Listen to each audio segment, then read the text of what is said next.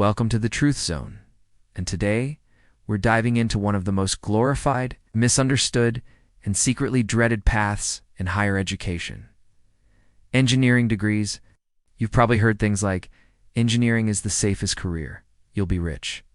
You're smart, so engineering makes sense. Or my personal favorite, it's not that hard if you study a little. Spoiler alert, that last person is lying, and probably dropped out in second year.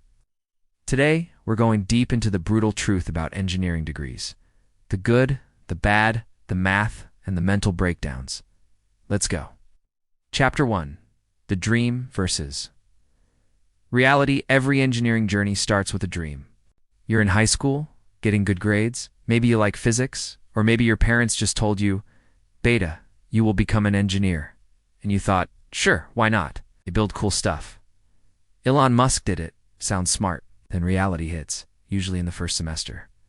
Suddenly, you're sitting in a 500-seat lecture hall, trying to understand what a matrix determinant is, why your physics lab smells like burning plastic, and how the professor is speaking English but it sounds like ancient Latin. The dream was building robots. The reality is solving 12 integrals by hand for partial credit. In your head, I'm going to design rockets. In real life, can someone explain why this bolt failed in static loading? Welcome to engineering. Chapter 2. The engineering student stereotype. Let's talk about the engineering student stereotype. Because let's be honest, most of them exist for a reason. Messy hair, hoodie, dead inside, slight caffeine addiction, emotionally unavailable. Asking out an engineering student is like submitting a research proposal, but they weren't always like this. Engineering students start out optimistic, hopeful, social. Give it to semesters. By year 2, they've either developed chronic sarcasm, started using sleep as a reward system, or evolved into hyper-focused coding machines who only speak in acronyms: CAD, FIA, HVAC, PID, MATLAB, and PTSD. Not necessarily in that order. Chapter 3. The courses that break you. Every engineering discipline has that one course that crushes souls. For mechanical engineers, it's thermodynamics. For electrical engineers, it's electromagnetics. For chemical engineers, it's organic chemistry. For software engineers, it's debugging at 3 a.m. and doubting their existence. There comes a point where students stop asking, how do I solve this? And start asking, why am I here? And no matter how good you were in school, engineering will humble you. You'll go from being the smartest person in your class to wondering if you're even employable. Because nothing prepares you for failing a test you studied 12 hours for. Twice. Chapter 4. Picking a major. A game of survival now. Let us talk about picking a specialization, or what I call the Hunger Games STEM edition. You start off thinking, I want to be a mechanical engineer and work in aerospace. But then thermo punches you in the gut and suddenly maybe industrial engineering isn't so bad. Maybe you wanted to do electrical engineering, until quantum physics and Maxwell's equations turned your confidence into soup, and software engineering. Sounds fun. Until you realize 80% of your job is fixing someone else's terrible code, including your own from 2 weeks ago.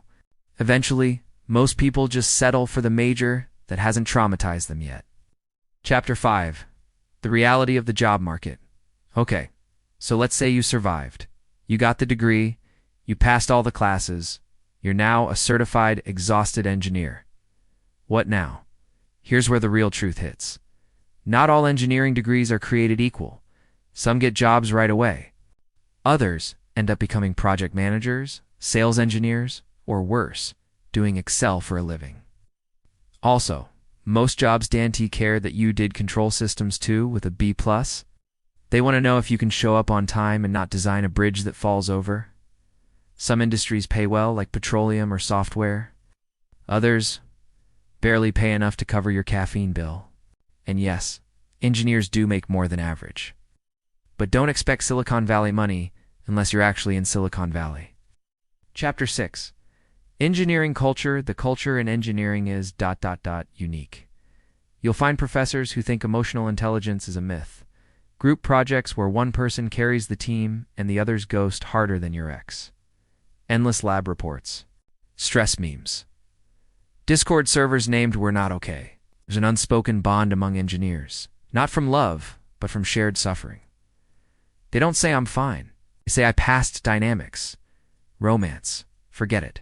Your only love affair is with deadlines. And if you're a girl in engineering, congratulations. You're now the group therapist, tutor, and target of 10 socially awkward compliments per week. Chapter 7. Is it worth it? So after all that, the math, the mental breakdowns, the sleepless nights, is an engineering degree worth it if you're passionate about problem solving, building things, or you genuinely love the field? Absolutely. Engineering gives you tools to change the world. You learn how to think, how to push through pain, how to adapt. But if you're in it only for the money or the prestige, you're in for a rude awakening, because nothing prepares you for a 70-hour work week, a 3-month-long debugging cycle, we're trying to explain. Your job to your grandparents who still think you fix TVs, you can have a great life with an engineering degree. But it's not automatic. It takes grit, probably some therapy. They're tough. They're frustrating. They'll test your patience, your sleep schedule, and your will to live. But they can also be rewarding, transformative, empowering. They teach you how to suffer now, so you can build, create, and solve big problems later.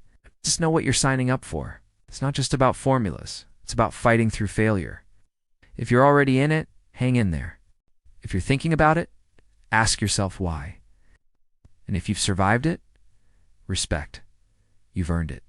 This has been the brutal truth about engineering degrees. Thanks for listening. And may your GPA rise higher than your stress levels.